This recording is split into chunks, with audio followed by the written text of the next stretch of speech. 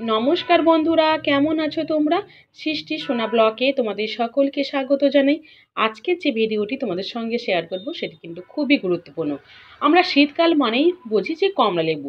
ঠিক যেমন রঙিন রঙিন শাকসবজি পাওয়া যায়, ঠিক তেমনই পাওয়া যায় ফলের ক্ষেত্রে কমলা লেবু। আর এই কমলা লেবুর গুণাগুণ আমরা সবাই জানি। কিন্তু এই খোসা আমরা কিন্তু কমলা লেবুটা খেয়ে নিয়ে খোসাটা কিন্তু ফেলে দিই। কিন্তু এটা দিয়েও যে একদম সুন্দর একটা আমাদের স্কিনের উপযোগী করে একটা হোমমেড সাবান বানানো যায়, সেটা কিন্তু আমরা অনেকেই জানি না। মুখের যে কালাচে দাগ কিংবা স্কিনে যে ধরনের এক বয়স্কের যে রেখা বা বলি রেখা দেখা যায়, তা সেটা দূরীভূত করতে কিন্তু এই কমলালেবুর খোসার সাবানটা কিন্তু খুবই উপকারী।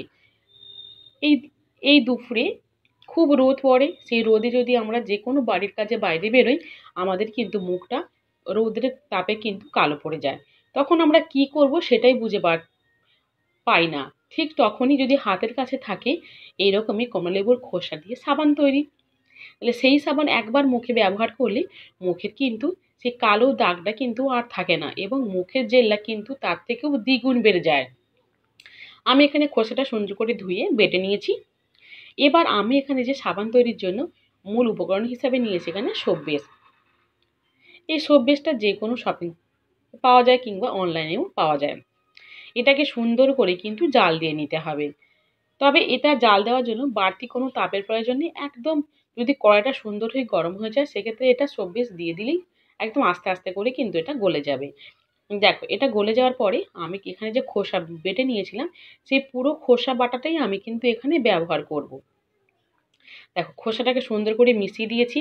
কত সুন্দর কালার! এখানে কিন্তু কোনো বাড়তি কোনো কালার অ্যাড করার কোনো প্রয়োজন নেই।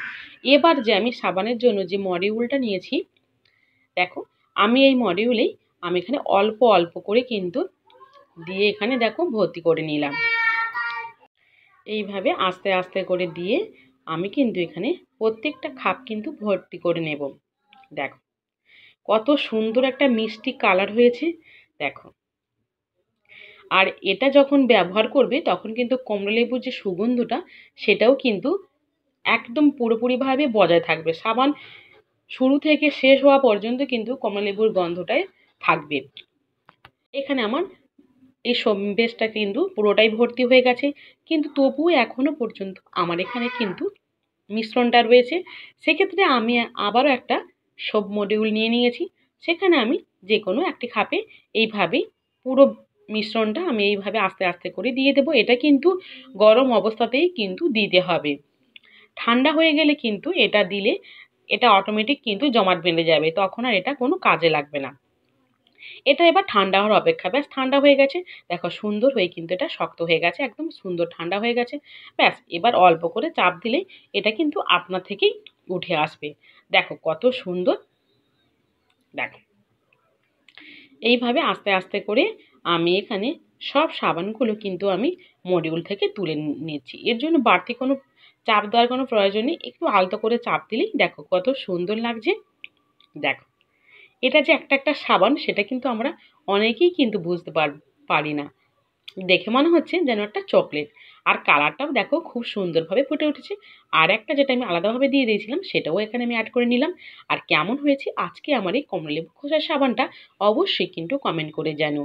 ভালো লাগলে লাইক, আর প্লিজ আমার চ্যানেলটির পাশে থাকার জন্য সকলকে আমি আবারও একবার ধন্যবাদ জানাচ্ছি।